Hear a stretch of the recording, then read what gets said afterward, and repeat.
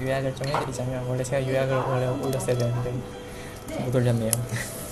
그러니까 네트워크가 작은 세상 효과가 발현되는 원리를 두 가지를 찾았었고요. 첫 번째는 뭐냐면, 내가 그 어떤 구조에 기반한 그 친구 맺기와 그 다음에 나의 행위에 기반한 어떤 무작위적 친구 맺기 두 가지를 적절히 했더니 작은 세상 효과가 나왔다. 이거는 사회 네트워크에만 적용이 되는 거고, 그게 아니고 내가 어떤 국소적으로 봤을 때 질서 있는 연결과 그 다음에 원거리적으로 무질서한 연결을 몇 가지를 섞어봤더니 여전히 작은 세상 효과가 나왔다. 그래서 작은 세상 효과라는 건 질서랑 무질서를 적절히 섞었을 때 그 중간에서 발현되는구나 라는 걸 이제 이해를 한 게 3장의 내용이었고, 4장에서는 근데 실제로 몇 가지 이제 현실에 존재하는 네트워크, 예를 들면 이제 영화 배우들 간의 네트워크나 아니면은 뭐 예쁜 꼬마 선충의 뇌 뉴런 그 신경망 연결망 그런 걸 봤더니 이 분포가 되게 신기하더라는 거예요. 어떤 구조냐면, 굉장히 소수가 아주 많은 연결을 가지고 있고 다수들은 한두 개 정도의 연결밖에 없어요. 그래서 이런 거를 규모 없는 네트워크라고 부르는데, 그래서 그 지난 시간에서 파레토 법칙 이런 거 얘기했던 게, 그러니까 파레토 법칙이 사회 현상들을 봤더니 한 20%가 80%의 부를 차지하고 있다던가, 부의 격차를 봤을 때, 혹은 노동하는 걸 봤더니 한 20%가 80%의 일을 담당하고 있다던가, 뭔가 이런 식으로 굉장히 소수가 많은 것들을 가지고 있다, 이런 식으로 이렇게 알고 있잖아요. 그래서 좀 더 정량적인 논의가 있긴 한데, 어쨌든 그러니까 실제 네트워크를 봤더니 소수들이 굉장히 많은 연결을 가지고 있고 다수들은 한두 개만 있으면 되더라는 거예요. 그래서 이렇게 많은 연결을 가지고 있는 걸 허브라고 불러요. 그래서 이런 허브들이 있는 구조고, 이런 구조에서는 뭐 질서고 무질서고 간에 자연스럽게 작은 세상 효과가 나올 수밖에 없는 게, 주변에 밀집된 구조가 있어도 허브가 존재하면 허브는 허브로 가기도 쉽고 허브에서 다른 데로 가기도 쉬운, 그러니까 오기도 쉬운 곳이고 가기도 쉬운 곳이 어디든지, 왜냐하면 연결이 많이 돼 있으니까. 그래서 이런 허브라는 게 존재하면 자동으로 작은 세상 효과라는 게 나오더라. 네. 그래서 그런 것들을 발견했고, 그 다음으로 나왔던 게, 우리가 영화배우 네트워크를 볼 때는, 그러니까 영화배우 네트워크가 그거잖아요. 배우 둘이 있는데 같은 영화에 출연하면 둘이 연결돼 있다라고 봤던. 근데 곰곰이 생각해보면 사실은 배우 둘이 연결되어 있는 게 아니고, 이 배우는 이 영화랑 연결됐고 이 배우는 이 영화랑 연결된 거예요. 그러니까 실제로는 우리가 배우들만 놓고서 연결망을 지켜보고 있었는데, 원래 이 연결망의 본질은 두 가지 층위의 그 요소들이 있고, 그러니까 배우라고 하는 요소와 그 영화라고 하는 요소들이 있고, 영화랑 배우들끼리만 연결이 되어 있는 거를 우리가 나중에 영화만 싹 지우고 본 거죠. 그래서 이렇게 봤기 때문에 원래 성질이 안 보였던 게 아닐까라는 생각을 하게 됐고, 그래서 두 가지 층위를 놓고서 이 층위들 간에 연결되어 있는 그런 연결망을 봤더니, 그 안에서는 그냥 무작위로만 연결시킨 다음에 나중에 이제 한쪽을 싹 지우면 알아서 작은 세상 효과가 발휘된다는 거예요. 네. 그래서 작은 세상 효과가 발현되는 또 한 가지 이유 중 하나는 뭐냐면, 우리가 어떤 관계라는 걸 맺을 때 실제로 내가 이 사람과 인간관계를 맺었다고 생각하지만 그게 아니고, 내가 생각하는 어떤 나의 취미 혹은 나의 학교, 이런 어떤 다른 요소들이 있어서 나는 사실 이 요소와 연결을 가지고 있고, 이 사람도 똑같은 요소와 연결을 가져서 우리가 관계가 생긴 거다 라고 바라볼 수 있겠다라는 거예요. 그래서 우리의 실제 인간관계는 이런 요소가 지워진 배경에서 보여지고 있는 거죠. 그렇죠? 그래서 우리가 인간관계를 맺을 때 사실 다른 어떤 거에 바라보고 있고, 그렇게 되면 작은 세상 효과라는 게 발휘되더라. 그래서 이제 여러 가지로 이해할 수 있다는 게 이전까지 얘기였고, 회사를 하나 다니는 것보다 알바를 10개 하는 게 아니, 어떻게 하든 회사를 다니면서 연결망을 형성을 하든 알바를 다니면서 연결망을 형성하든 그런 방식으로 형성된 연결망에선 작은 세상 효과가 발현된다는 거예요. 그 수가 중요한 게 아니고 하나가 어쨌든 돼도 연결망을 많이 가지면 좋은 거 아니에요? 그게 가치 판단적은 잘 모르겠어요. 그렇죠. 뭐 회사에 3,000명 같이 일하는 거가 있고 뭐 이렇게 생각하면 되지. 작은 세상 효과가 좋은 거냐라고 보면 잘은 모르겠고, 그냥 관심 있는 거, 어쨌든 이런 현상이 있는데 이게 어떻게 일어나냐를 이해하고 싶은 건데, 이해하는 방법 중에 마지막으로 소개된 게, 그러니까 우리가 관계라는 걸 맺을 때 실제는 우리가 직접 관계를 맺는 게 아니라는 거죠. 어떤 커브가 있다는 거네. 그러니까 어떤 맥락들이 존재하고 나는 실제로 이 맥락과 관계를 맺고 있는 거예요. 그리고 그 맥락과 똑같은 관계를 맺고 있는 사람하고 연결이 되는 거예요. 그런 어떤 추상적인 무언가가 있다. 실제로 우리가 관계를 맺을 때. 우리도 똑같은 거 아니에요? 독서 네. 출독을 그렇죠. 통해서 우리가 이렇게 연결된 거지 이렇게 만난 건 직접은 아니니까. 모르니까. 그래서 그렇네요. 그게 맞다라고 생각하면은 그렇게 되면은 작은 세상 효과가 발현된 걸 설명할 수 있다. 네. 기억나시죠? 그러니까 물리학은 이런 거라는 거예요. 일단 이제 뭔가 받아들일 만한 원리를 제시해놓고 자 이렇게 하니까 발현이 됐으니까 이게 맞아요. 뭔지 아시겠죠? 예. 그러니까 그게 이제 설득이 되면은 아 그런가 보다 넘어가실 수가 그럴 있고. 수 있겠다. 예, 그런 거예요. 예. 그러니까 인맥이 마냥 넓은 게 깊이로 또 딱 생각해버리면은 별 상관성이 없는데 어쨌든 내가 필요로 하는 아니면 그 해당되는 분야에 맞는 사람들을 내가 찾으러 간다. 빠르게 그 사람 빨리 찾고 싶다라고 하면은 이런 구조적인 부분을 많이 갖고 있는 사람이 더 빨리 찾을 수 있게. 그렇죠. 그러니까 저의 어떤 맥락 관계 중에서 제가 찾고 싶은 사람하고 가장 비슷한 맥락을 갖고 있는 친구를 통해서 찾겠죠. 예, 예.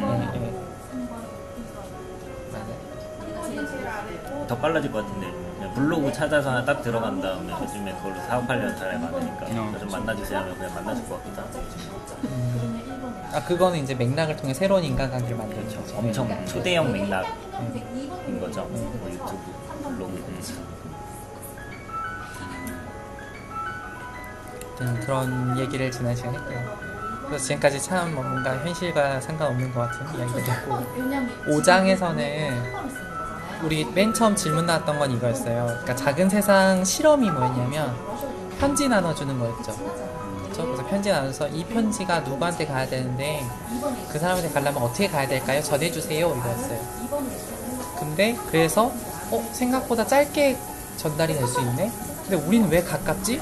우린 주변을 봤을 때 굉장히 밀집 연결되어 있는 것 같이 보이는데 왜 우리가 가깝지?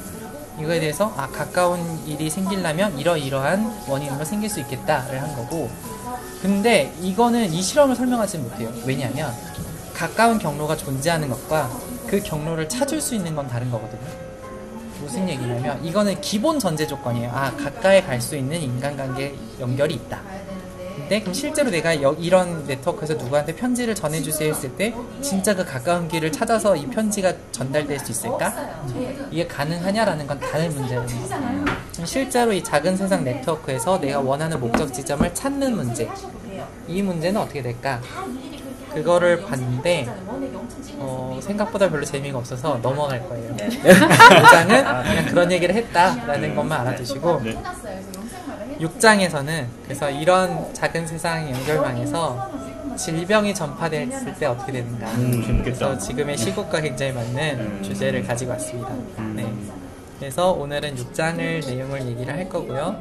그래서 이제 남은 게 12장? 7, 8, 9, 10, 11까지가 남았는데 10, 11은 사실은 에필로그 개념이라 한 3개 정도가 남았는데 이거를 적당히 묶어서 한 다음 주 정도면 끝내버릴까 좀 생각 중이에요. 네, 그거는 다음 주에 얘기해보려고. 그래서 오늘은 그래서 질병에 대한 얘기를 할 겁니다.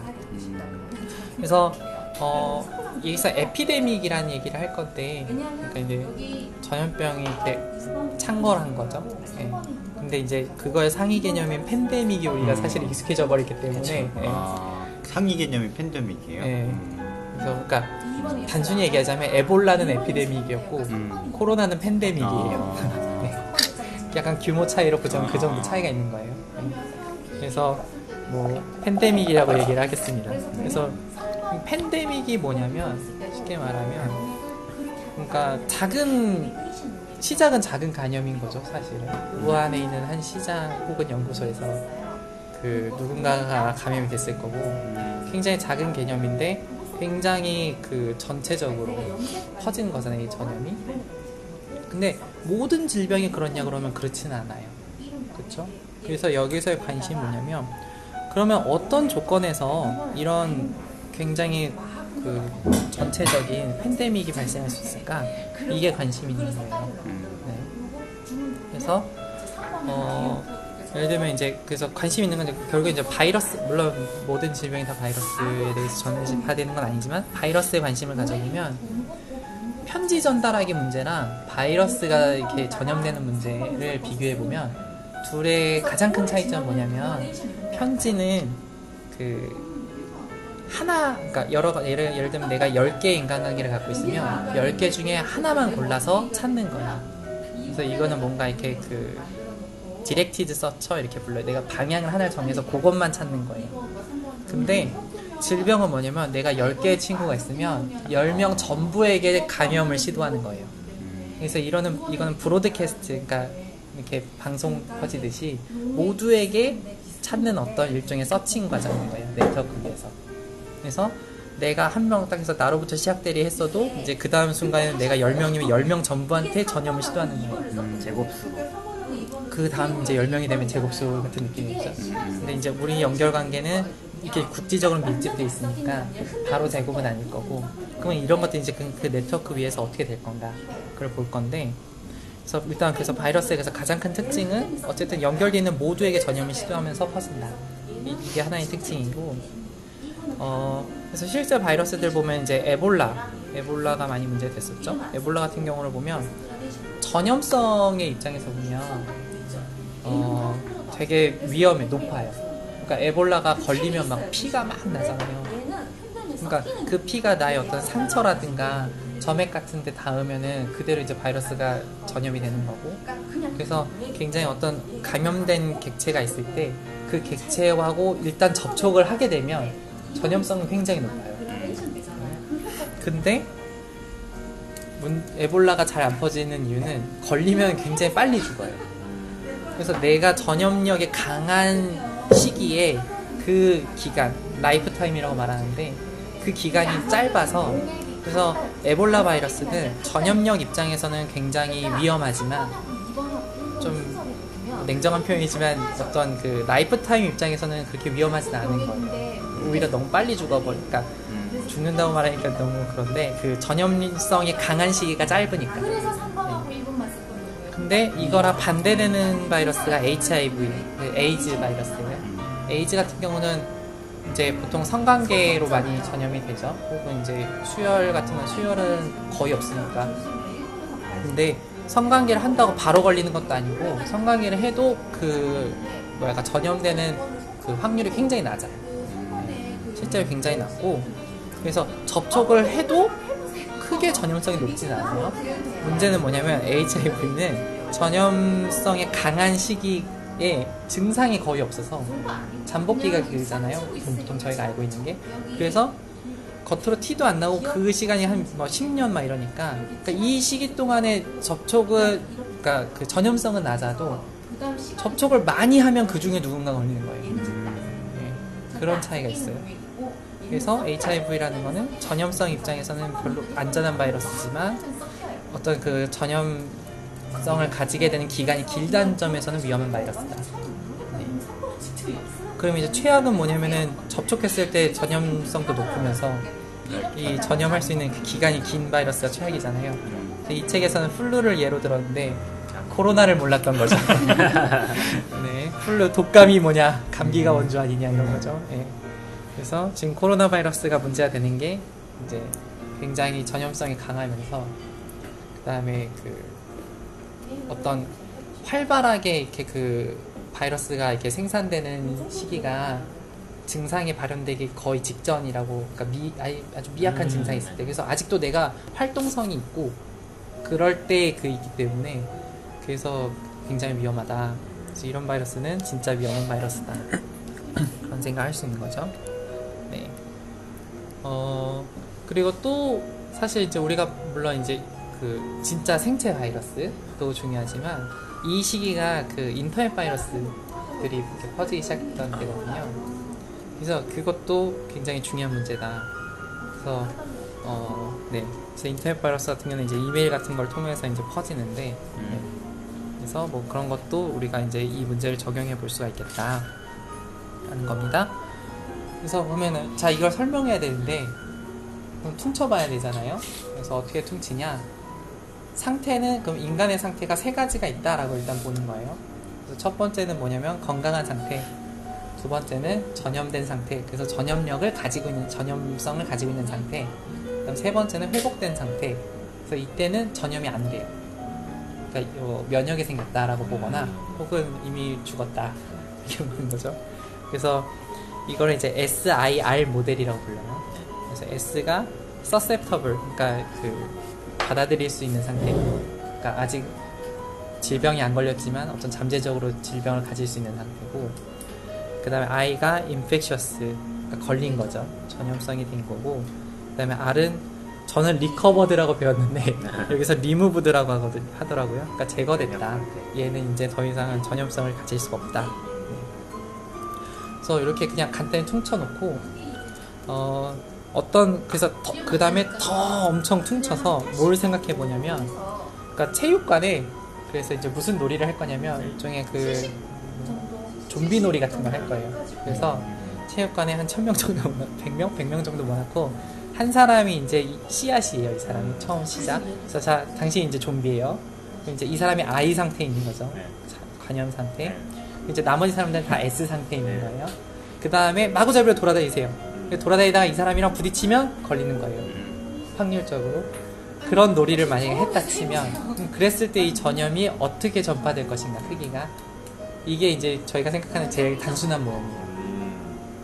그러면 실제로 전염이 어떻게 되냐? 요런 모양을 그리는데요. 그러니까 처음 시작할 때는 거의 안 늘어요. 전염 감염자 수가. 감염자 수가 안 늘다가 갑자기 어느 순간 급증을 해요. 그리고 나서 이제 어느 정도 끝났다 싶으면 이제 다시 안정세가 되거든요. 네. 그럴 것 같아요. 요 그래프. 네. 네. 그렇죠. 이게 약간 받아들여지죠. 그래서 이게 왜 그러냐면 새로운 감염자 수라는 건 현재 감염된 사람 수랑 감염이 될 수 있는 사람 수의 곱에 비례하겠죠.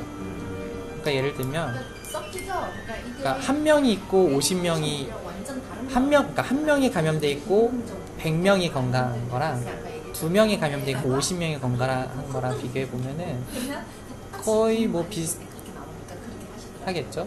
맞나? 그쵸? 맞나? 맞는 얘기를 하고 있는 거예요? 아, 이렇게 얘기하니까 좀 이상하네요. 그러니까 한 명이 있는데 100명이 있는 거랑 한 명인데 200명 있는 거랑은 그렇죠. 200명이 당연히 감염이 잘 될 거고요. 한 명이 있는데 100명 있는 거랑 2명 있는데 100명 있는 거랑 2명 있는 게 감염이 잘 될 거예요. 그러니까 무슨 얘기지? 결국엔 이제 곱에 비례할 건데, 근데 처음 출발할 때는 감염자 수가 적어요. 그렇죠? 근데 감염될 사람들은 많아요. 근데 아직은 이게 작으니까 잘 안 늘 거예요. 한두 명 늘겠죠? 그러다가 어느 순간 이제 여기도 충분히 커지고 이 감염자 수는 줄긴 줄지만 곱이 굉장히 커지기 시작하면, 그러면은 그때는 폭발적으로 늘기 시작할 거예요. 그렇죠? 그러다가 이제는 종국에는 이제 감염이 될 수 있는 사람이 너무 줄어들고 감염된 사람이 엄청 많아지면 이제는 이제 감염될 사람이 적으니까 또 안 나오겠죠, 감염자들이. 네. 그래서 이제 이런 그 그래프를 그립니다. 이걸 이제 로지스틱 그 증가 뭐 이렇게 불러요. 이 그래프 이름이 이제 로지스틱 그래프라고 불러서 이렇게 부르는데, 그래서 굉장히 단순한 모형인데 이게 대충 그 실제 이제 대규모 전염병 같은 게 발발할 때 이걸 그래프를 때려 넣으면 대충 맞아요. 그럴 수밖에 없고. 네, 근데 이제 이건 굉장히 단순한 가정을 한 거잖아요, 우린 지금. 그러니까 상태가 3개밖에 없고, 감염이라는 게 모든 사람이 그냥 확률적으로 일어나고, 그 다음에 모든 사람이 운동장에서 마구잡이로 뛰어논다. 네트워크의 영향을 고려하지 않은 거죠. 네. 그런데도 불구하고 얼추 맞아요. 그러니까 어쨌든 전염이라는 거에 어떤 한 가지 핵심적 성질이 여기서 나오는 거죠. 그러니까 초창기에는 성장이 둔화될 수밖에 없고, 어느 정도 감염이 된 후에야 폭발적 증가가 이어진다. 네, 고 성질. 그 부분이 되게 궁금하네요. 어디요? 그냥 그 폭발하는 부분. 아, 네. 네. 아, 그쵸. 그러니까 그게 언제냐를 찾는 게 되게 중요하겠죠. 네. 요즘 뭐 이렇게 네트워크 마케팅 시대에 인플루언서가 되려면. 아, 그죠. 네. 폭발력을 대체로 알잖아요. 이렇게 뭐 자기 컨텐츠를 뭐 최소한 2달 정도 이렇게 하게 되면 이제 노출도가 하면서 사실 웹에서 보면 어떤 추천 영상이나 추천 글로서 지정이 딱 되는 순간 탁 터지거든요. 예전에 카페 운영했을 때 한 10,000명까지 간 적이 있었는데 그게 그런 거였어요.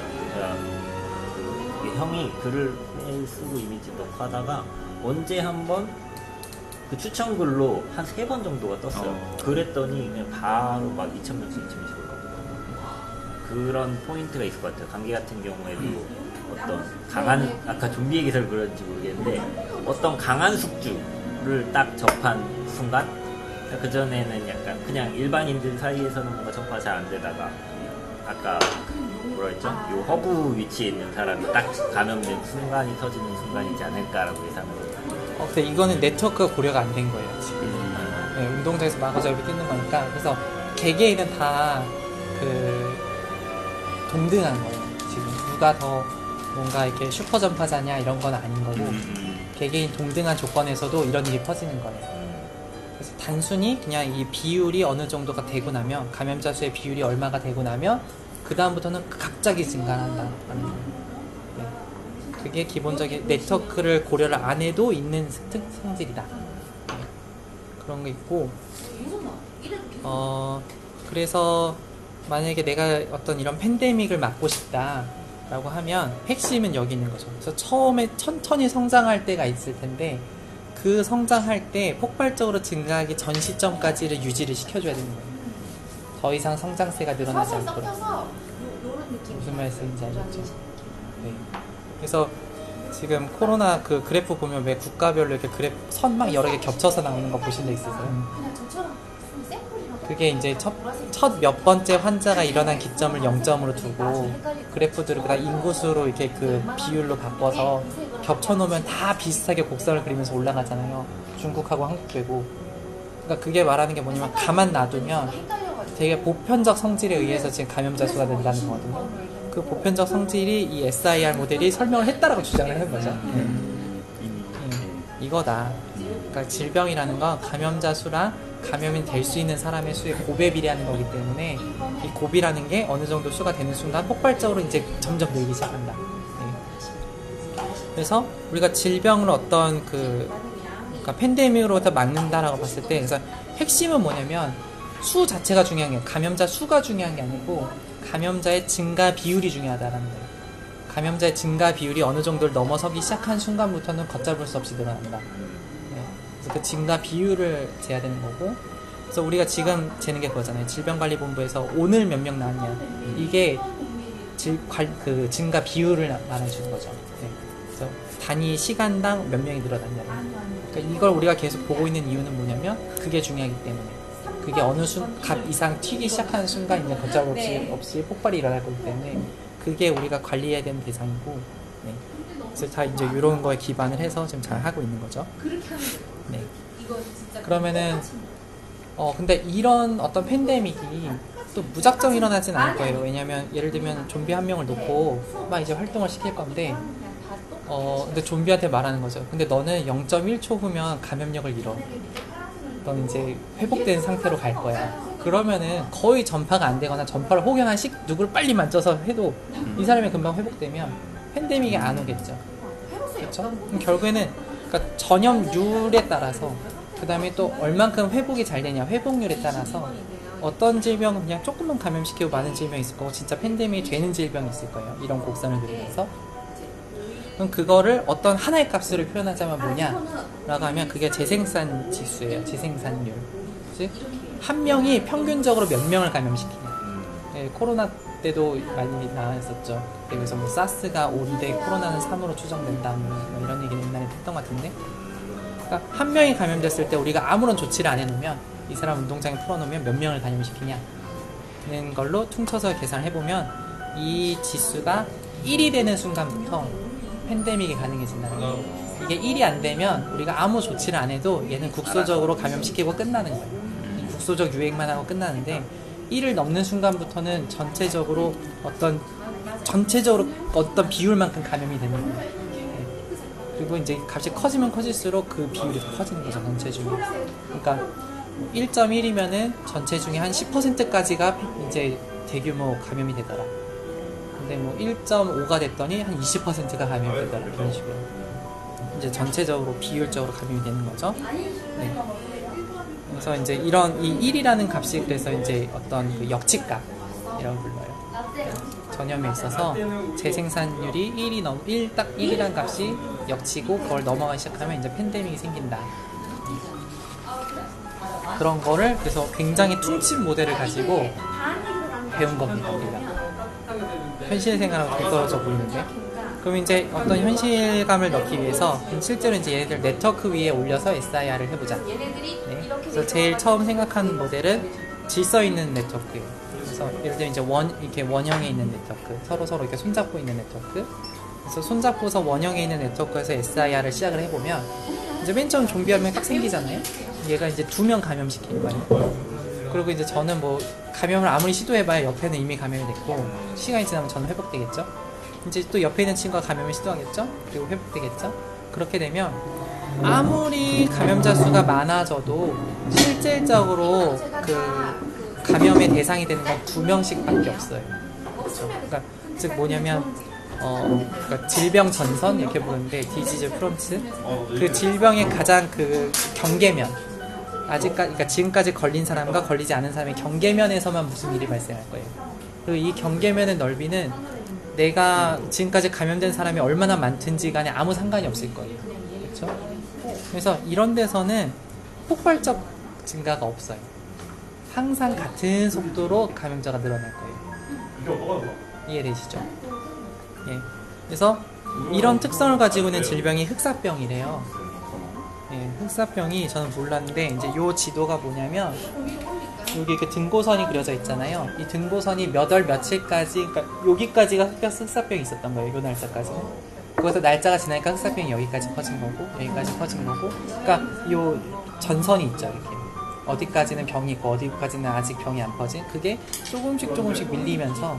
그래서 사실 흑사병이라는 게 저희는 잘 모르니까 이렇게 뭔가 코로나 같은 것처럼 확 퍼졌나 보다라고 생각했는데 그게 아니고 오히려 천천히 유럽 전역을 휩쓴 거예요. 굉장히 오랜 기간 동안. 그러면서 많은 사상자를 낸 거죠. 네, 그렇다고 하더라고요.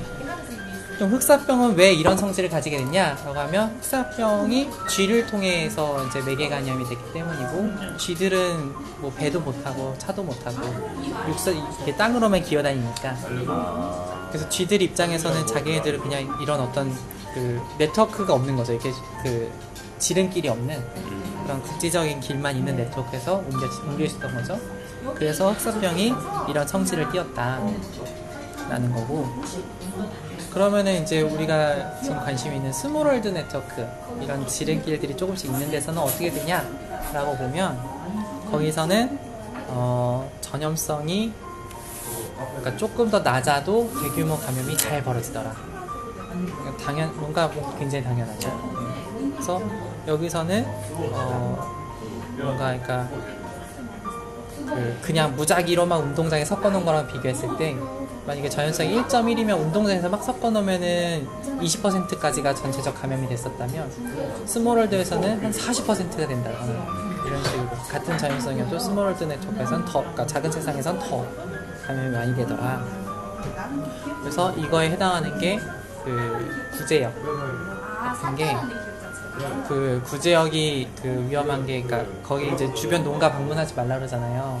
저희가 이렇게 가면 신발에 이제 흙에 그 균이 묻어서 오는 거예요. 이제 그걸 이제 묻힌 채로 차를 타고 다른 데를 가잖아요. 그 지역에 이제 그 쇼컷이 생기는 거죠. 그 연결이. 그래서 실제 질병이 전파되면 이제 어느 순간 툭 뛰는 이제 이런 그 연결이 임의의 연결이 생기니까 이 네트워크 구조가 작은 세상 네트워크처럼 돼버리는 거예요. 그래서 구제역 같은 경우는 흑사병처럼 퍼지지가 않고 이렇게 퍼지더라고요. 또 코로나 같은 경우도 그렇죠. 코로나가 걸렸는데 제주도 가고 막 이러면 이제 딱 쇼크가 생기는 거죠.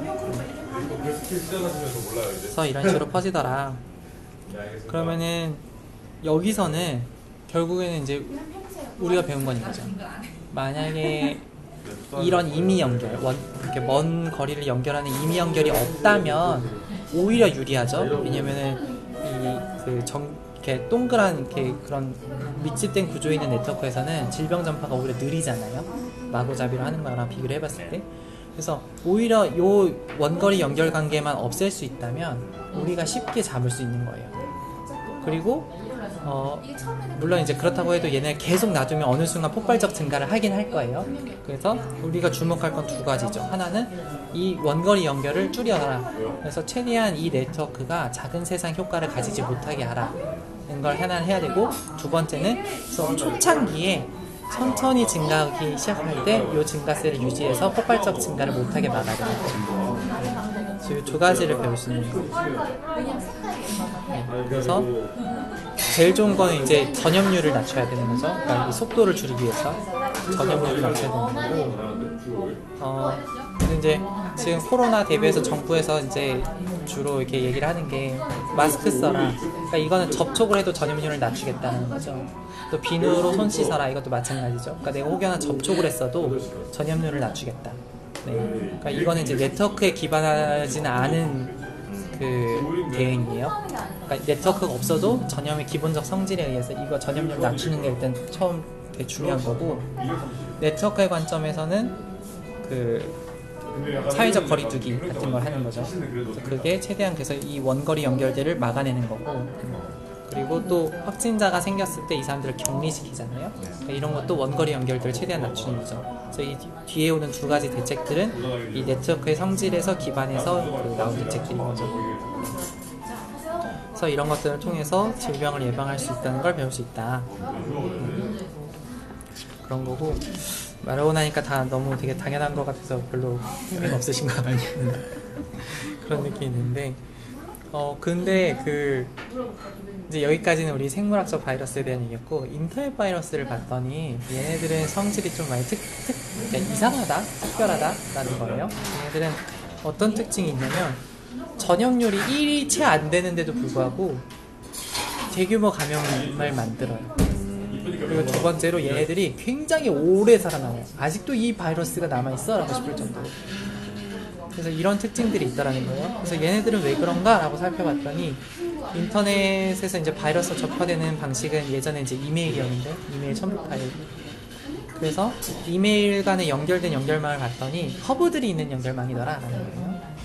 그래서 몇몇 허브들이 예를 들면 전염률이 0.8밖에 안 돼도 어느 순간 내가 허브를 감염시킨 데 성공하면 이 허브는 0.8인데도 불구하고 대규모 감염을 만들어내는 거예요. 그래서 이런 허브가 있는 네트워크에서는 지금까지하고는 전혀 다른 방식의 어떤 그 팬데믹이 생기는 거죠. 그러니까 전염률이 굉장히 낮아도 일단 허브가 당하는 순간 퍼진다. 그래서 이런 어떤 그 규모 없는 네트워크, 허브가 있는 이런 네트워크에서는 좀 다른 성질이 있다는 게 인터넷 바이러스를 연구를 하면서 밝혀졌다. 그래서 이런 식의 감염은 굉장히 오래 지속되는데, 왜냐면 이제 허브가 감염이 돼 있으면, 그러니까 얘네가 물론 나아서 더 이상 감염이 안 되면 상관없는데, 예를 들면 인터넷 바이러스는 뭐 포맷을 했다 해도 다시 걸릴 수 있잖아요. 그러니까 허브의 특징은 내가 잘 감염을 시킬 수도 있고 잘 감염을 당할 수도 있는 거예요. 내 친구가 워낙 많으니까 어디서 웨일이 또 올 거잖아요. 그래서 이 허브가 계속 감염 상태를 유지를 하면 굉장히 오랫동안 이 팬데믹 현상을 유지할 수 있는 거예요. 굉장히 야박한 그쵸. 이런 성질이 있는 거죠. 현실이랑 계속 연결해봤을 때 인플루언서가 허브 역할을 한다고 봐요. 근데 이 인플루언서가 이제 어떤 영향력을 제시하느냐에 따라서 엄청난 파생을 일으킬 거 아니에요. 네네. 그러니까 사회적으로 조금 뭔가 좋지 않은 부분의 사람도 많이 있잖아요. 철구 같은 경우나 막 욕을 해서 뜨는 사람들도 있고, 그러니까 부정을 통해서 이렇게 인플루언서가 되는 사람도 굉장히 많잖아요. 뭐 그런. 그래서 그 인플루언서에 대한 도덕성, 그러니까 어떻게 보면 우리가 공인이라는 사람들의 도덕성을 계속 비난을 하고 뭔가 잡으려고 하는 행위 자체가 이런 부분인 것 같아요. 기존에는 연예인이나 공직자였다면 지금은 어떤 인플루언서의 위치에 있는 사람들한테도 도덕성을 요구해야 되는 게 아닌가. 우선 그 사람의 아이디어의 어떤 전파자가 이제 그 영향을 받는 게 어떤 아이디어를 전염당한다. 반대로 들어갈 수도 있는 거죠. 그 사람이 갑자기 번역하기를 하다가 어느 순간 갑자기 뭐 네트워크 마케팅에 빠졌어. 뭐 거의 나쁜 건 아니지만 그런 쪽에 빠져서 그거를 이제 뭐 악용될 소지가 있음에도 불구하고 추천을 해가지고 다른 사람들이 어떤 스팸적인 피해를 받는다거나 할 수 있는 거죠. 그렇죠. 허브 구조에서는 허브가 그러니까 중요한 역할을 하겠죠. 굉장히 중요하죠. 아마 이제 내가 살 때보다 굉장히 중요하죠. 나왔을 수도 있어요. 반대로 약간 반대로 생각하면서도 똑같은 거긴요. 여기 지금 줄여다가는 어느 선을 줄일까고 폭발하는 상황인데 맞춰서 생각하고 싶은데 그럴 때. 네. 지금 그래서 그런 게 있고 그 여기에서는 나오지 않았는데 옛날에 어떤 연구를 들은 적이 있냐면 그래서 이제 이런 허브 구조가 있는 네트워크에서 내가 이제 예방을 하고 싶단 말이에요. 만약에 그러니까 예를 들면은 뭐 에이즈 같은 경우다. 그러면 에이즈도 소수의 몇 명이 굉장히 많은 교제를 하고 관계를 맺고 다수는 적은 관계를 맺죠. 굉장히 허브들이 존재하죠. 네. 그러면은 이거를 에이즈를 예방하기 위해서 이제 피임 기구를 배포를 해야 될 거 아니에요. 이걸 어떻게 전달을 해줘야 잘 이 전파를 막을 수 있을까라고 보면 핵심은 그러니까 허브한테 많이 가도록 해야 되는 거예요. 그럼 우리가 어떤 방식을 해야 비용을 절감하면 그러니까 우리가 허브를 찾는 건 어려운 일이에요. 왜냐면 이 네트워크를 전부 다 조사를 해야 허브라는 게 드러나는 거니까. 그럼 내가 이 전체 구조를 모르더라도 어떻게 하면 가장 쉬운 방법으로 허브들을 찾아서 허브한테 이게 전달되게 할 수 있을까? 그래서 그 논문에서 제시했던 아이디어가 뭐냐면 이렇게 피임 기구를 준 다음에 당신의 파트너에게 주세요 라고 하는 거예요. 그러면 허브는 뭐냐면은 그냥 랜덤으로 주면 100명 있으면 100명 중에 하나니까 100분의 1의 확률로 피임 기구를 받겠지만 이 사람이 10명과 관계를 가지면 이 10명으로부터 받을 거 아니에요. 그럼 10분의 1이 되니까 확률이 높아지는 거예요. 무슨 말씀인지 알겠죠? 그러니까 그 100명이 있는데 한 명이 이제 10명하고 관계를 가져요. 근데 내가 이제 그 국가에서 100개의 피임기구를 생산해서 주기로 했어요. 복지적인 혜택으로. 그래서 처음 안은 그냥 100명한테 그냥 주는 거예요. 그러면 이제 이 허브한테 갈 확률은 100분의 1이 그러니까 하나를 만약에 준다. 하나를 준다라고 했을 때 100명 중에 임의로 한 명한테 그냥 준다. 라고 하면 100분의 1로 허브한테 갈 건데 두 번째 안은 뭐냐면 아무나 임의로 한 명한테 준 다음에 이걸 당신의 파트너한테 건네주세요 라고 말하는 거예요. 그러면은 허브의 이웃이 10명이 있기 때문에 10명 중 한 명한테 갈 확률이 10분의 1이 되죠. 또 확률이 10배가 뛰죠. 혹은 이제 허브가 만약에 20명하고 관계가 있다. 그러면은 100분의 20이 되겠죠. 네, 그러면은 20배로 확률이 뛰는 거죠. 네, 그런 식으로 이제 할 수 있겠다. 근데 물론 이제 피임기구는 같이 쓰는 거기 때문에 비유가 좀 약간 안 맞겠는데 그거 말고 뭐 예를 들면 예방주사를 맞춰야 된다. 그러면 당신가 만난 사람에게 주사를 놔주세요. 하면은 아무래도 이렇게 접촉이 많은 사람은 많이 주사를 맞겠죠. 그렇죠. 그 사람한테 어쨌든 더 확률적으로 높게 그 필요한 면역에 갈 확률이 높거든요. 네, 그러니까 그런 식으로 할 수 있다라는 거죠. 개인이 아니라 아까 이제 그 맥락이랑 얘기한 부분에다가 제공을 해야 되는 거니까 클럽에 오는 사람들한테 제공을 하는 게 효율이 가장 좋지 않을까. 허브 공간이죠. 그리고 이제 그건 실질적인 정책이고, 그러니까 그렇죠. 그러니까 허브가 될 확률이 높을 것 같은 사람에게 주겠다. 사람이 아니라 그 공간이라고 어떤 지역에서 특정하면 지역에서 많이 난다 그럼 그 지역 그렇죠. 그렇게 할 수 있죠. 그러니까 그거는 어느 정도 우리가 구조를 파악한 거잖아요. 구조에 대한 파악이 이루어졌을 때 그걸 할 수 있는 거고. 근데 전혀 구조에 대한 파악이 없을 때 우리가 할 수 있는 방법 중에 간단한 게 뭐가 있을까라고 생각하면 당신의 파트너에게 주세요라는 요청을 하면 허브로 갈 확률이 높다는 거죠. 내가 무언가를 허브로 보내고 싶은데 구조에 대한 맥락을 전혀 모른다. 그럴 때는 당신이 처음 만난 사람에게 주세요라든가 이런 식으로 하면 허브한테 갈 확률이 높을 것이다 이런 거죠. 되게 괜찮은 방법이네요. 안 그러면 어떻게 허브를 알 방법이 없죠. 그렇죠. 그렇죠. 그러니까 전체를 다 알아야 찾을 수 있는데 원래는 그래 이거 좀 그래서 얘 좀 샜고요. 네. 그래서 전염에 대한 얘기를 하고 있었는데 뻔한 얘기들이 나왔어요. 그러니까 전염률을 낮추고 연결을 최대한 줄여야 된다. 그 연결이란 건 뭐냐면 먼 거리에 있는 그 연결들, 먼 거리에 이렇게 짧게 연결해주는 그런 연결들을 줄여야 한다라는 거고.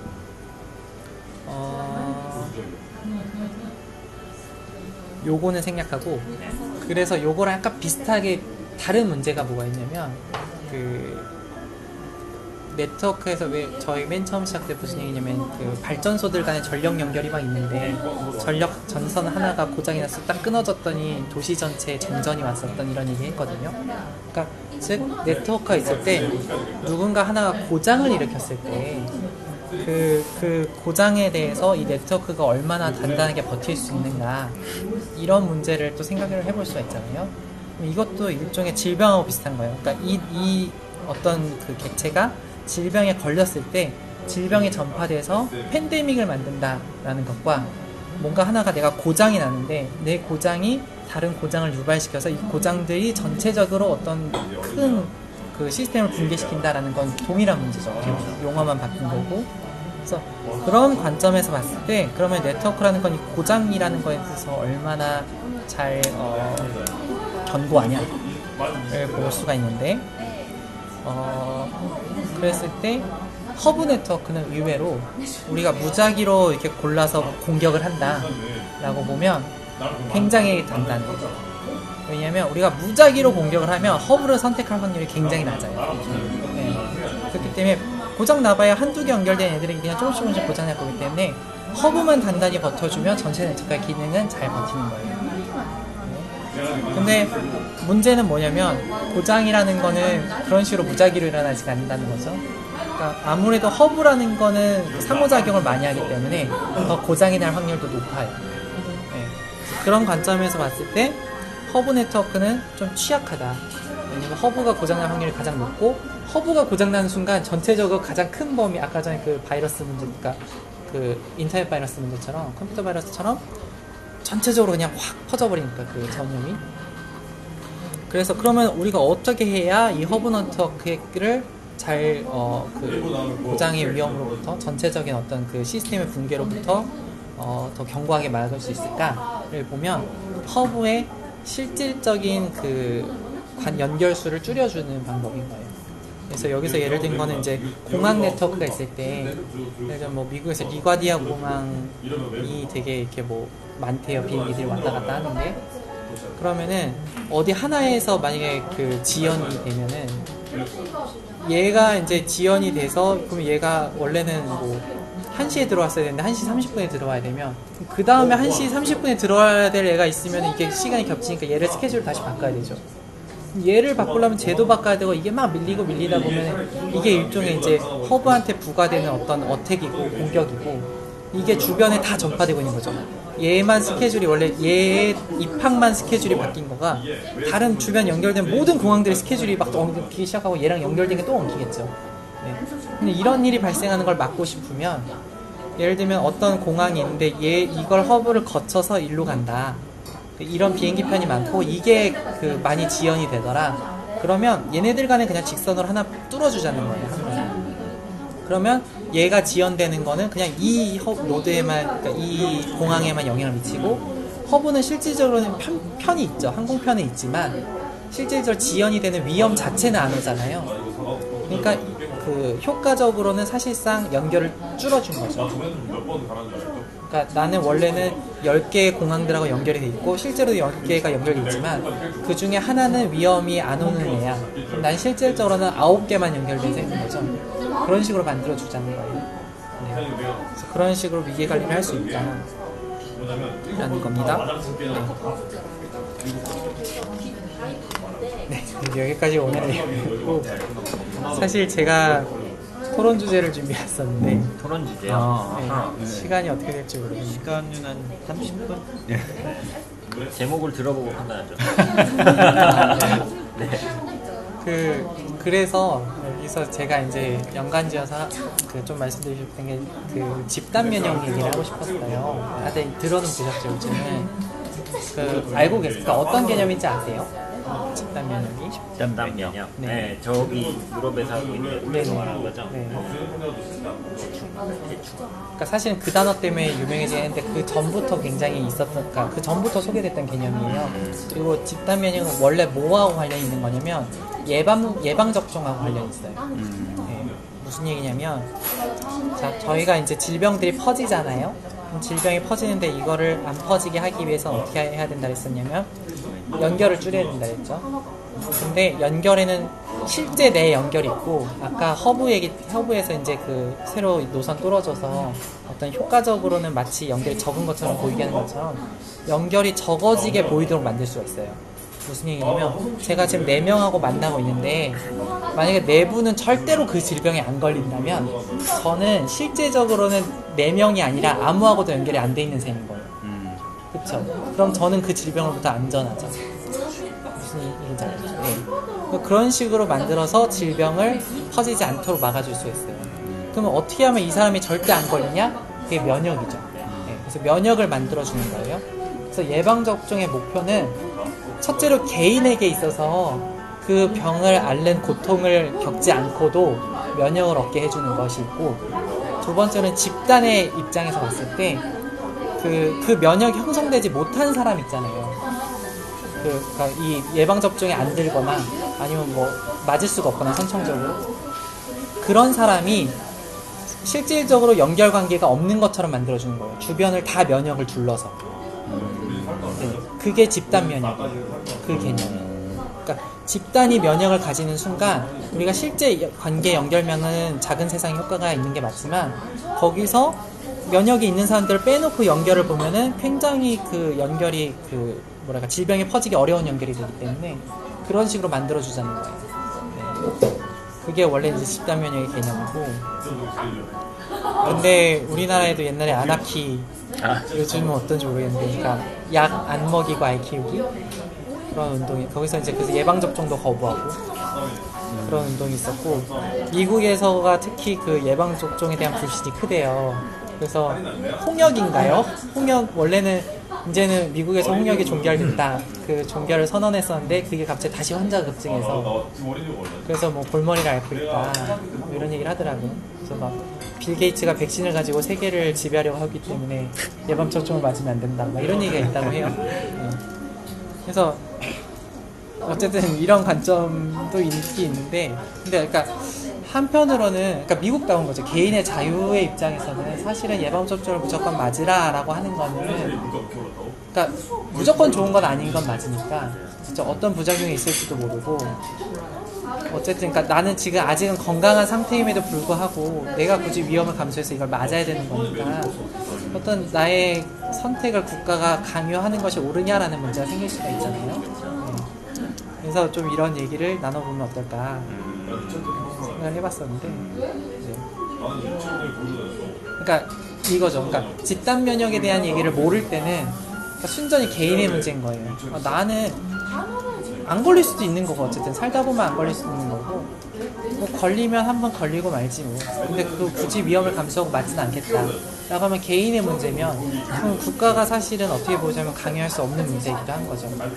근데 집단 면역의 입장에서 보자면 당신이 맞아야만 이 백신이 들지 못하는 누군가를 보호할 수가 있다 라고 얘기를 한다면, 혹은 이제 더 반대로 말하면 다른 사람이 맞았기 때문에 지금 당신이 안전한데 그러면 당신은 무임승차가 아니냐, 이런 무임승차론으로 갈 수 있는 거잖아요. 그러니까 그게 도덕적으로 진짜 옳은 게 맞냐, 그러니까 이런 얘기들을 할 수가 있기 때문에 이제 그런 관점에서 어쨌든 그 뭐랄까 백신을 국가가 무조건 강제적으로 맞히는 거에 대해서 어떻게 생각을 해야 할까, 그리고 그거에 대해서 반발하는 움직임, 그러니까 미국에서도 있고 유럽에서도 좀 그런 움직임이 있다고 하는데, 그런 움직임을 그러면 우리가 어떻게 봐야 될까? 어떤 개인의 어떤 자유에 대한 그 피력일까? 아니면 아니다, 이거는 이기적인 행동일 뿐이다 라고 봐야 할까? 뭐 이런 거에 대한 얘기를 해봤으면 좋겠다라는 생각을 했습니다. 그 계계는 양극단에 있지만 결국에 선택은 중간에서 선택을 하게 되는 거고, 그 선을 어디로 그을까가 항상 정치적 영역인 것 같아요. 예방접종을 예로 들면 필요하다고 생각해요. 그거를 아까 뭐 전염치, 뭐 3이 넘어가면, 뭐 1이 넘어가면 어떤 상황이 벌어진다라고 했을 때 생존율이 높거나 치사율이 높은 부분은 당연히 필요하다고 생각을 하고, 개개인의 입장에서는 아무래도 자유가 보장되길 희망할 것 같아요. 자기가 선택할 수 있는 상황이 이렇게 근데 그 개개인이 그 모든 병들의 세세를 알 수 없기 때문에 그거에 대해서 어떻게 보면 믿고 정부가 바른 판단을 했을 거라 생각하고 정부가 지정하는 부분을 잘 따르는 게 현명한 판단이고. 그러면 그런 걸 만약에 반대를 하는 어떤 그런 여론이 형성이 돼서 그런 집단적인 움직임이 있으면 우리가 그들을 법적으로 제재해야 할까요? 반대 움직임이 있으면요. 이미 법적으로 제재가 예방접종이 필수잖아요. 몇 단계까지. 그럼에도 불구하고 나는 절대 안 맞힐 거야 라고 하는 사람들이 있으면 강제로라도 애를 데리고 와서 격리시켜. 접종을 시켜야 할까요? 그러니까 어느 정도로 국가가 강력하게 개입을 하는 거를 우리가 허락을 해볼 수가 있을까? 해도 된다고 생각해요. 예를 들면 지금 계속 안 맞히면 벌금 정도 아니에요? 내가 진짜 끝까지 버팅기면 안 맞힐 수 있잖아요. 지금 그쵸? 그냥 안 맞히면 안 맞히는 건가? 벌금 내죠? 그냥 벌금 아니에요? 처벌은 잘 모르겠네요, 그거가. 근데 구속은 아니잖아요. 구속이거나 혹은 애를 막 격리시키고 이렇게 데려오고 이러진 않잖아요. 네. 그런 적극적 행동을 지금 하고 있지는 않는데, 근데 이제 유럽에서처럼 그런 사람이 만약에 엄청 많아지기 시작했다. 그럼 이제 집단 면역이 붕괴될 거거든요. 그럼 이제 어떤 우리의 어떤 사회적 위험이다라고 바라보면, 그럼 우리가 지금 강제적으로 그러면은 어디까지 행동을 하는 걸 허락을 해야 할까? 국가에게. 어떻게 생각하세요? 그거예요. 개인적인 생각과 사회적인 생각이 다른 것 같아요. 확실히 다른 것 같아요. 개인적으로는 그쵸, 자율적인 게 좋아요. 자유로운 게 좋고, 뭐라 그러지? 사람은 예상한 거에 대해서 쉽게 믿지 못하는 것 같고, 현실이 닥쳐야 체감을 하고, 그거를 뭐 이제 사전에 방지하려고 하긴 하지만 마음으로 공감하기 위해서는 어쨌든 체감하는 방향이 될 것 같고, 체감을 한 후에 그 시기를 겪으면 자연스럽게 그 집단 면역을 하는 방향으로 가지 않을까. 근데 그러면 너무 늦잖아요. 만약에 이미 내 자식이 그 백신이 안 들어요.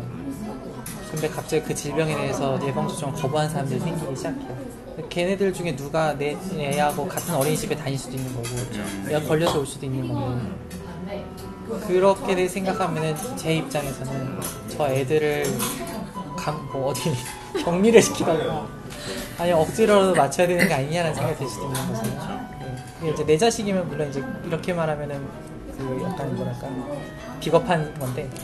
근데 그게 아니더라도, 그러니까 그런 정의 관점에서 바라보자면 그게 다른 사람 누군가의 자식은 그런 상황일 거란 말이에요 지금. 그랬을 때 내가 어떤 시민으로서 국가에게 어디까지를 허락을 하거나 혹은 요구를 해야 할까? 내가 국민청을 만약에 지금 그래서 갑자기 문재인께서 쓴다 그러면 어떻게 써야 할까? 지금 현재 상황에 딱 비춰보면 법제화하는 건 당연히 말도 안 된다고 생각하고, 도덕적인 문제로, 윤리적인 문제로 해결을 해야죠. 아, 그러면 이제 국가에서 캠페인을 잘 펼쳐서 빨리 지금 같은 맞추게 경우에 해주세요. 마스크 쓰기, 사회적 거리두기를 하지만 우리는 이런 모임에 나와 있고 마스크를 쓰고 있지 않아요. 그렇잖아요. 그러니까 이걸 법제화를 한다라고 하기에는 언제까지? 병이 다 없어질 때까지? 이런 생각이 들 수밖에 없잖아요. 언제까지 너네 말 다 계속 따라주면 해결이 하는데, 그러면 이 말 따라줄 테니까 2주 안에 해결해, 뭐 이렇게 하든가. 뭐 그렇게 된다면은 법제할 수도 있겠지만, 그럴 자신도 당사자들도 없는 거고, 백신이 나온 것도 아니고, 면역 뭐 기술하는데, 기술 개발하는데 신약 실험까지 하면 3년이 걸린대. 그러면 그때까지 그럼 우리 이러고 살아야 되냐? 그럼 뭐 타협할 수가 없잖아요. 얘네들 침해당하는 부분이 너무 많으니까. 그래서 이거는 지금처럼 딱 그냥 윤리적 문제로만 다뤄서, 뭐 당연히 위태한 어르신분들이 있는 곳이나 아이들이 있는 곳에서는 조금 더 엄격하게 이제 자체적으로 좀 권고해가지고 할 수 있게 하고, 사회적인 부분은 자발적으로 참여하게 하는 거죠. 내 아이의 건강을 위협하는 백신 무용론자들에게 강한 사회적 비판을 해주세요, 이런 식으로 아니요.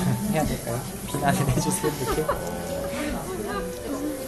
근데 이미 그런 행동을 한 사람들은 그런 비난에 대한 건 이미 감수를 하고 행동을 했을 거라고 생각을 해요. 그러니까 우리가 아무리 당신이 그렇게 행동하는 것 전체의 이익에서 봤을 때 옳지 않아요 라고 우리가 아무리 말을 해도 그건 이미 감수를 하고 행동을 했을 거예요. 그 비중이 파레토의 20% 정도밖에 안 될 거기 때문에 지금처럼 8명이 마스크를 쓰고 2명이 안 쓰면 되지 않을까요?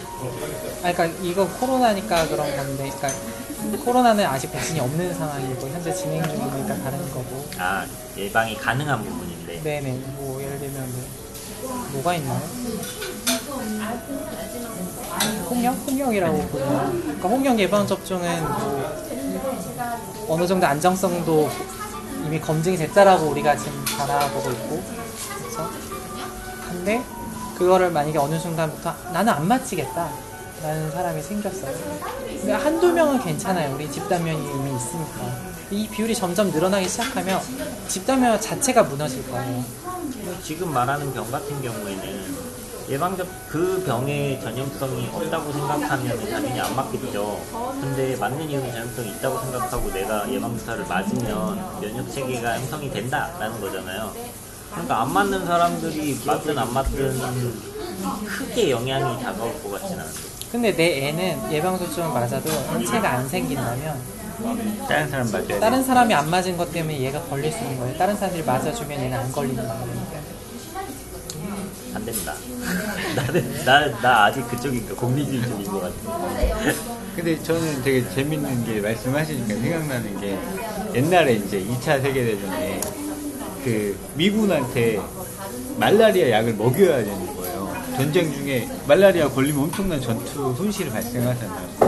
근데 이제 미군들은 막, 뭐, 성기는 감퇴가 오고, 뭐 이래서 안 돼, 저래서 안 돼. 아무도 안 먹는 거야. 메가더가 먹었어. 근데 일본은 천황폐하의 명령이다. 다 먹는 거예요. 그러니까 뭔가 설명할 필요가 없는 거예요. 그러니까 사실은 이게 약간 논지에서 벗어날 수도 있는데, 고맥락 사회, 저맥락 사회로 봤을 때 우리 같이 어떤 집단적인 거를 중요시하고 좀 어떤 그런 개인의 희생도 감수하는 사회는 캠페인으로 충분히 될 것 같거든요. 이거에 대한 위험성만 계속 강조시켜도 이게 큰일 난다. 그런 캠페인으로 충분히 먹힐 것 같아요. 그러니까 개인의 자유도 지금 되게 많이 중요해졌지만 어쨌든 그러니까 우리는 그런 거죠. 내가 이렇게 누구한테 피해 주는 거에 되게 민감해 있잖아요. 그래서 우리밖에 없는 그 단어 눈치 그죠? 그런 걸 보는 사회에서는 캠페인으로 막을 수 있을 것 같고, 유럽이나 미국 같은 데는 워낙 개인의 인권이 중요시되니까 법적으로까지는 좀 너무 그럴 것 같지만 거기는 법적으로 해야지만 먹힐 것 같고. 네. 그러니까 어느 정도까지 개입하도록 할 수 있을까요? 제가 만약에 미국의 상원의원이 됐어요. 네. 막 애들이 막 안 맞겠다고 막 시위하고 이래요. 그럼 쟤네를 어디까지 하는 법안을 발의할까요? 그러니까 이렇게 얘기하면 안 되는데, 제가 코로나 사태를 보면서 느꼈던 게 뭐냐면, 그리고 또 우리 뭐 관련된 이제 거래처에 외국인들이 있는데 처음에 정말 마스크를 안 하는 거예요. 그 의식 자체가 완전 다른 거죠. 그리고 사실 미국에서 마스크를 안 하는 거는 그 마스크 자체가 되게 부정적인 영향이 있잖아요. 그러니까 그 백인 그 KKK가 마스크를 쓰고 사람을 죽이고 막 이렇게 하기 때문에 마스크를 쓰는 게 왜 질병이 아니라 또 범죄나 이런 걸로 생각을 했으니까 너무 무서운 거죠. 마스크를 쓰고 일단 내 앞에 서 있는 게. 근데 그 의식이 되게 바뀌기가 어려운데 나중에 마스크를 쓰라고 했음에도 불구하고 상점에 붙였잖아요. 마스크 쓰고 들어오면 물건을 팔지 않고, 마스크 쓰고 들어오면 술집에 출입할 수 없다. 이런 걸 했을 때는 상식을 벗어나는구나. 개인적인 생각으로는 구류나 감금, 그 다음에 그러니까 이게 굉장히 심각한 진짜 팬데믹 상황이라면 법적으로 그러니까 어떤 그 제한을 시켜서 이동을 그러니까 작은 사회에 이게 연결을 끊어버려야 되기 때문에 그렇게까지 들어가야 되지 않나. 코로나를 생각하시면서 보는데, 근데 만약에 그게 아니고 홍역같이, 그러니까 아직 걸린 건 아니에요. 얘가 걸릴지 안 걸릴지도 모르고 그냥 단지 예방접종을 안 하겠다 라고 했을 때도 구류나 감금을 해야 한다. 좀 낮춰질 수 있겠죠. 어디까지? 벌금? 그럼 결국 이제 우리나라랑 비슷한 거네요. 네. 사실 상황의 중대성을 봐야 되는데 그게 강력하다고 다 지켜질 수 있다고 해서 사실 또 우리나라는 캠페인으로 막을 수 있지만 그 나라는 만약에 구류나 감금을 시킨다고 하면 폭동이 일어날 수도 있잖아요, 솔직히. 예. 그리고 뭐 그 어떤 그 인권이나 이런 것도 있지만 실제적으로 인종적인 문제도 있고 우리는 그냥 거의 지금 단일 민족이라는 얘기가 좀 시대착오적이긴 하지만 그 안에서 막을 수 있지만 거기는 또 그게 공공연하게 모든 그런 백인이든 흑인이든 상관없이 뭐 유색인종이든 상관없이 적용되려면 법적으로밖에는 제재할 방법이 없는데 그러니까 폭력일 경우에는 낮출 수 있지만 뭐 팬데믹이면 처벌까지 또 들어가요. 그러니까 우리나라도 근데 지금 말을 안 들으니까 사실은 조금씩 올려서 그래서 뭐 이탈을 하거나 뭐 했을 경우에는 조금 이제 그러면은 뭐 법적으로 해서 뭐 하겠다 선고까지 하겠다 뭐 이렇게 얘기는 했었던 것 같은데 어려운 얘기인데 그거 이제 좀 차등을 둬야 되지 않을까. 자유로운 게 나은 것 같아요. 자유로운 상태에서 본인이 이제 의심 증상을 가졌을 때 거기서 얼마나 정직할 수 있느냐고 확진을 받았을 때 정말 고립된 상황을 견디는 행위가 더 중요한 거지. 너무 예방적인 측면에서 제한을 많이 두는 거는 개인의 자유를 좀 많이 침해하는 거예요. 어려운 얘기죠. 근데 얘기하다 보니까 그게 이제 어떤 그렇긴 한데 어떤 소수의 약자를 그 안전이라는 걸 담보 잡아서 다수의 자유를 보장해 주는 방식인 거죠. 그렇죠. 그러니까 예방적이 안 되는 어떤 소수들이 있고 이들은 어떤 생명의 위협일 수 있어요. 근데 그런 것들을 그냥 덮어두고서 자유를 보장하는 방식이기 때문에 다수의 자유를 그들의 의사를 물어보고 스스로 팬데믹 상황에서 스스로 자가격리를 그 비면역자들 자가격리를 공고할 수도 있지 않다. 아니, 너무 그러니까 이게 너무 지금 자꾸 이기적으로 코로나랑 가는데 섞이니까 그렇게 자꾸 코로나랑 섞여서 얘기가 솔직히 팩트로 가면은 그러니까 일반적인 아직 퍼지진 않은 거예요. 아직 퍼지진 않은 건데 근데 그러니까 예방접종을 안 맞으면 확률이 생기는 거예요. 그러니까 그런 점에서 어려운 건데 어떻게 생각하세요? 이런 거는 되게 항상 어려운 문제라 일단은 약간 좀 논지를 벗어날 수도 있긴 한데요. 이렇게 예방접종이나 이런 거 막 아나키 이런 거 찾아볼 때마다 되게 그 뭐라고 해야 되나 요거는 지금 해보셨으니까 선무당이 사람 잡는다라고 해야 되나? 그러니까 좀 어설프게 알아서 그런 좀 어설픈 지식을 가지고 자기 나름대로 판단을 내려서 이미 다 이렇게 확정이 된 결정이 난 이런 사실을 보지 않고 그냥 어설프게 알아서 자기가 알고 있는 대로 그냥 생각해서 뭐 어떤 거를 이제 거부한다거나 이렇게 생각한다고 뭐 저는 생각하는데 또 그리고 또 뭔 얘기하려고 했더라? 생각했었던 건 두 가지인데 일단 한 가지는 그냥 잘못된 정보를 가지고 그냥 스스로 판단을 해서 다수들에게 피해를 주고 주는 그런 집단이다라고 하나는 생각했고 그리고 또 하나는 다른 쪽 측면에서 생각한다면은 그 지식에 대한 불신을 떠나서 그런 사회 전반적인 불신을 가지고 있어가지고 그게 그 특정 영역에서 발현된 게 아닌가 그런 부분에서도 좀 생각이 들었고요. 어쨌든 다시 주제로 돌아오면은 저 같은 경우에는 예방접종이라는 이 거의 확정된 이런 좋은 수단이 있는데 그거를 개인의 자유라는 민영하에 거부한다라고 생각하는 거는 제 입장에서는 좀 너무 전체주의적인 발언일 수도 있는데 제 입장에서는 그 사회에서 있으면 안 된다고 좀 그런 생각이 들어요. 그럼 어느 정도까지 처벌을 할까요? 네, 그래서 그러니까 구체적으로 법제화를 어떻게 할까요? 네, 그래서 좀 생각해봤는데 그래도 무작정 이렇게 너무 법을 세게 하면은 좀 그런 것 같아갖고 그냥 좀 벌금을 좀 세게 하는 거? 그러니까 안 맞추려면 안 맞출 수 있게 하겠다. 다만 좀 과연 네가 이 돈을 내고서까지 그 생각을 할까라고 생각할 정도의 벌금을 내는 정도? 근데 이제 그런 식의 엄벌주의는 잘못 가면 악용되면 내가 정말 큰 돈이 문제라. 많으면 돈이 많으면 안 맞춰도 돼. 네. 로 갈 수 있는 거잖아요. 근데 또 생각해 보면은 엄청나게 좀 벌금을 세게 하면은 나는 이 정도 벌금 낼 수 있어라고 하는 사람들이 소수일 테니까. 그거까지 집단 면역은 안 무너진다. 그거까지는 좀 어떻게 되지 않을까. 예를 들어서 내가 그렇게 돈이 많지 않은데 자기 생각을 관철하기 위해서 거의 집안 기둥 뽑아가지고 벌금을 내면서까지 그러진 않을 거라는 생각이 들어갖고.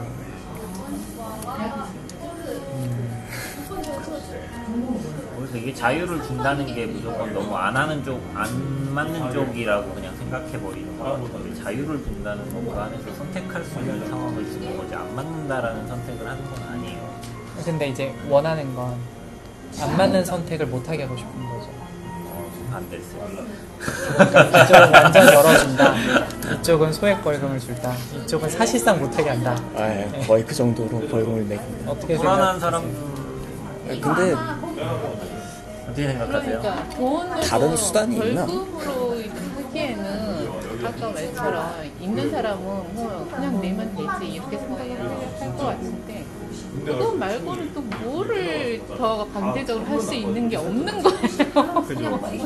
강제로 신자권을 박탈하고 감옥에 넣어. 감옥에는 안 넣더라도 맞을 어쨌든 이 때까지- 아이의 양육권을 박탈해서 맞을 우리가 때까지 맞힌다. 애기 감옥에 넣어.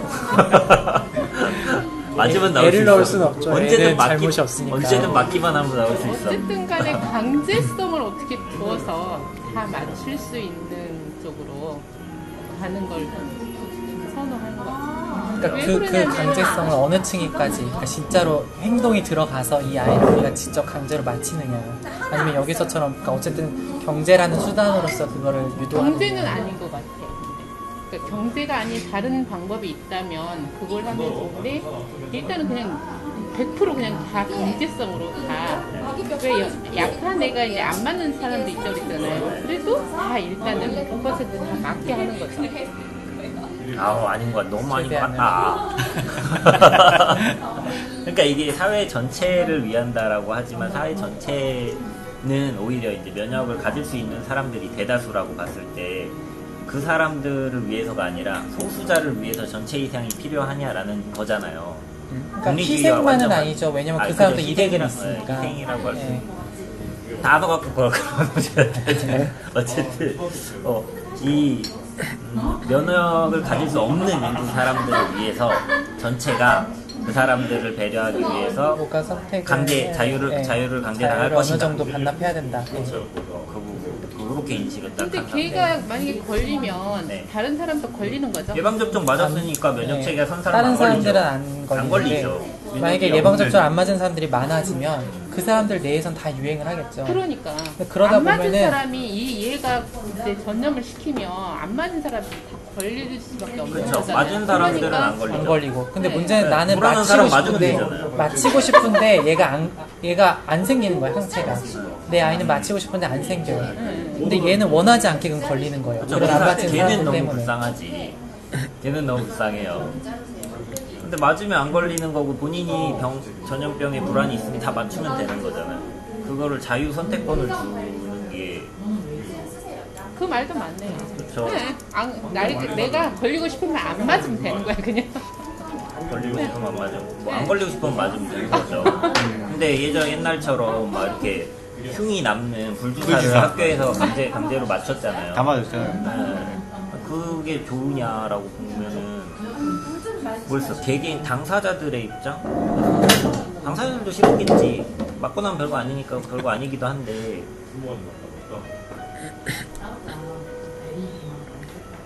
지금 벌금이 있어요?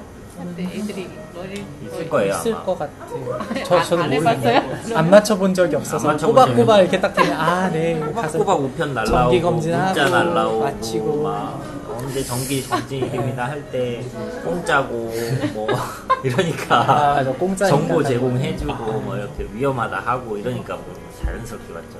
근데 아무리 생각해도 예방접종이라는 거는 안 하면 손해인 개념 아닐까요? 그렇지만 않죠. 그러니까 부작용이 있을 수도 있는 위험이 부작용이야 있고 당연히. 위험은 있긴 한데 예. 사실상 아나키가 뭐예요?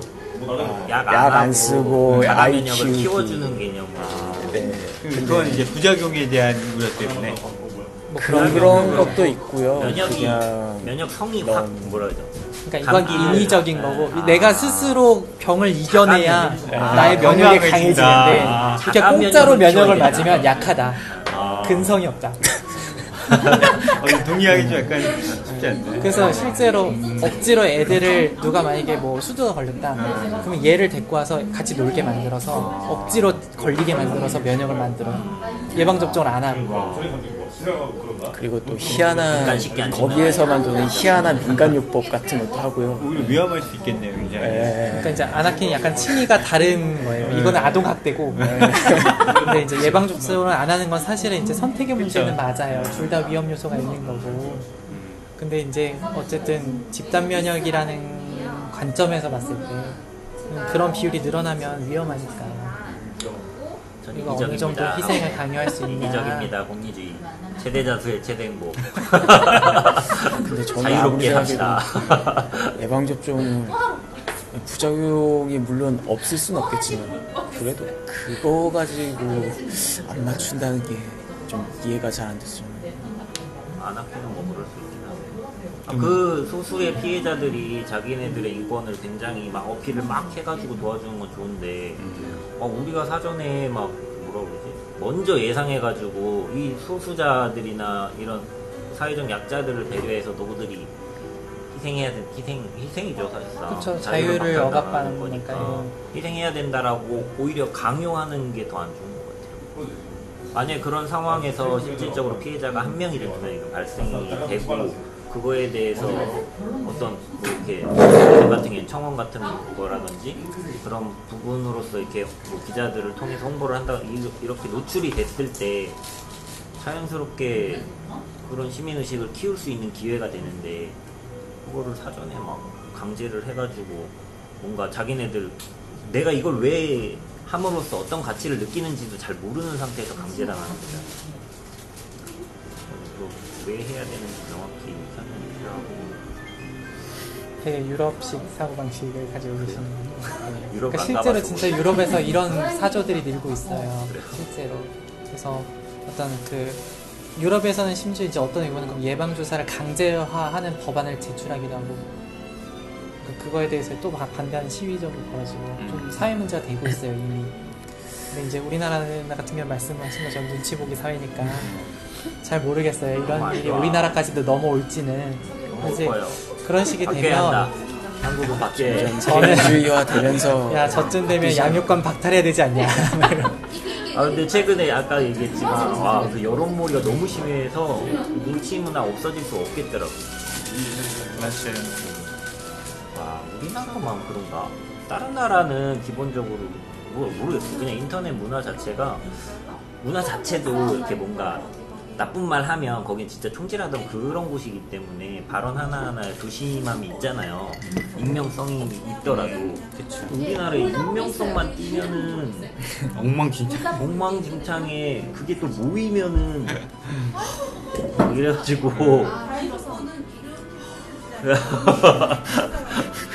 그런 쪽을 그냥 안 보면 된다 이러고 있긴 한데 보이니까 가끔 자꾸. 그러면 쌤의 의견은 궁금합니다. 그러니까 저는 충분히 강제성을 띄어야 된다고 생각해요. 그러니까 진짜로 안정성이 완전 검증이 됐다라고 치면 그거에 대해서 사고가 벌어지는 건 국가가 전체로 책임을 져준다라는 걸 전제로서 강제성을 해서 강제로 맞춰야 된다고 생각해요. 부모의 의사에 상관없이. 그렇다고 생각해요. 그러니까 기본적으로 문명에 갖춰야 될 최소한이 그 내가 자연에서 약자로 태어났더라도 도태되지 않도록 보장해주는 거라고 생각하거든요. 그러니까 어떤 내가 태어나고 보니까 나는 면역이 안 생겨요. 예방접종 맞아도. 그러니까 태어나고 보니까 약자이기 때문에 사실은 자연 선택에 의하면 난 도태돼야 되는데 문명이라는 거는 가장 기본적인 그 도태를 막아줄 수 있는 기본 토대가 돼줘야 된다고 생각을 해요. 가능하면 할수록. 그게 문명의 최소한이라고 생각하기 때문에 우리가 문명 국가임을 포기하지 않는다면 그것까지는 해줘야 되는 게 아닌가. 이렇게 뭔가 이렇게 선천적인 결함을 가지고 있는 소수자에 대해서 전체가 희생을 해주는 게 기본적인 어떤 문명 국가의 소임이 아닌가라는 생각을 하거든요. 말씀하신 것처럼 자유에 대한 억압은 맞죠. 네. 그런 점이 있으니까. 예. 왜 그래서 어려운 현대적으로 거고. 제공을 합니까? 메뚜기들을 약자로서 보존해야 된다고 이렇게 먹을 걸 제공하고 이럴 수 없잖아요. 너무 동물까지 갔나요? 비둘기한테 뭐 그런 것도 그 자연의 섭리라는 게 동물한테 있고, 그러니까 근데 인격성이라는 게 있어요. 네. 인간은 어쨌든 다르잖아요. 동물하고는. 약자가 도태되는 거는 저는 당연하다고 생각하고, 약자가 도태되었을 때 뭘 발휘하느냐가 중요하지. 그거를 얘는 약자이기 때문에 사전에 내가 먼저 그 도태되지 않게 예방한다. 그래서 다른 사람, 더 많은 사람들에게 다른 약한 강요를 한다. 라는 거는 오히려 자연의 섭리에 어긋나요. 약자는 약자대로 도태가 된 상태에서 인간적인 마음을 펼칠 수 있는 환경적으로 보면 그게 맞는 것 같아요. 그러니까 저는 여기는 그 말인 것 같은데, 그러면 사전에 하지 말고 일어났을 때 그때 이제 대책을 마련하자 그거죠. 인간성이 자기 가치감을 느끼면서 행위를 할 수 있게끔. 애초에 한 명도 안 죽이겠다는 거죠. 한 명도 안 죽이겠다. 그건 아닌데. 근데 지금 여기서 얘기하고 하는 거하고 그거하고는 조금 다르지 않아요? 그러니까 강제로 할 거냐 아니면 개인으로 그냥 자유로 줄 거냐 이거를 지금 얘기를 하는 것 그렇죠. 같아요. 예. 그러니까 여기는 그러니까 어떻게 하든 자유를 줘야 된다. 자유지만 여기는 이제 자유지만 한 사람이 걸렸을 때 그때서 이제 대책을 강구하겠다. 그 사회적 약자, 아까 면역이 되지 않는 사람들에 대하여 그러니까 그 사람에게 초점을 맞추시겠다라는 거고. 근데 아니 그러니까 우리 전체 이미 근데 걸려서 고통을 받는 거를 뭐 치료를 해주는 거랑 그러니까 둘 다 어쨌든 문명의 방식이긴 한데 저는 그보다는 이렇게 예방접종을 맞는 게 그렇게 우리의 어떤 편익을 많이 저하시키지는 않는다고 보거든요. 그러니까 그 정도의 어떤 희생 같은 거는 우리가 충분히 강요할 수 있는 거 아닌가. 그러니까 막말로 지금 군대도 착출해 가는데 그거에 비하면 이 정도는 국가가 강제적으로 할 수 있는 게 아닌가. 아하, 민심이 이런 비유를 한다고요? 군대의 비유를 해버린다고? 근데 국가가 이제 그 전제가 있어야 되는 게 국가가 그러면 만약에 하나의 어떤 부작용이 발생했을 때 어떤 그런 걸 다 책임을 져야 해야 되는데 사실 우리나라는 그건 좀 굉장히 부족한 것 같아요. 그러니까 혹시 그 사태에서도 그게 지금 일어나고 있는 중이고 죽어가는 사람이 있음에도 불구하고 개인이 그걸 증명하라고 하잖아요. 국가가 배상을 하기 전에. 이거는 말도 안 되는 얘기잖아요. 진짜 막 보통 그 사람들은 굉장히 그게 고통스러워서 자기가 어머니를 수분 공급을 해드리려고 매일 그 깨끗한 물을 준다고 했는데 자기가 어머니를 죽였다는 거예요, 결국에는. 그렇게 느낄 수 있잖아요, 자기 상처에서. 근데 그게 얘기하기 개인의 책임이 아니라 그 회사가 잘못된 거고 국가가 그걸 해야 되는데 그걸 해주지 못할 때.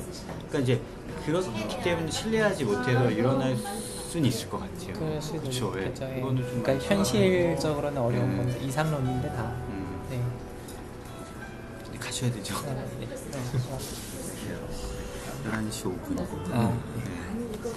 네. 못 하시면 안 돼요.